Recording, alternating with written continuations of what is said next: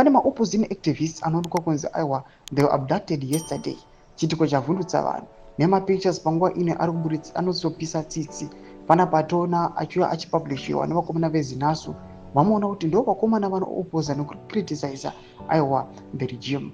Vakomana mayouth anoonekwa kunzi they are opposing aiwa zvinotaurwa nethe ruling party ZANU-PF vachiva vachikola up for change. Zanapinda mashoko aiwa ari kupisa tsitsi panguva ino.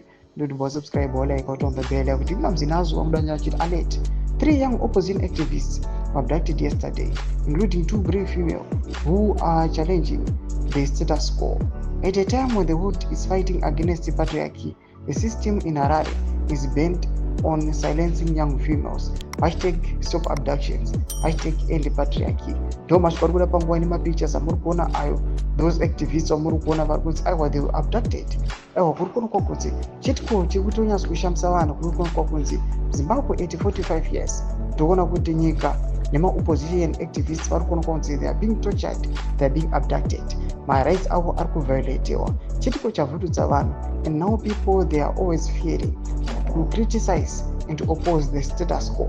Nokuti vanenge vachitya aiwa to be killed, to be fired, to be abducted, to be tortured. Ma-opposition activists panguva ino vatova undermined. Havachabudi vachitaura chokwadi kana kuchallenge kana kukriticize even constructive criticism.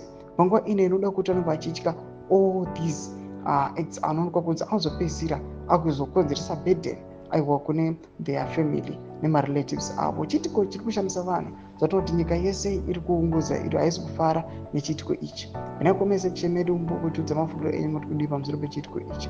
Subscribe like chitombe bell icon.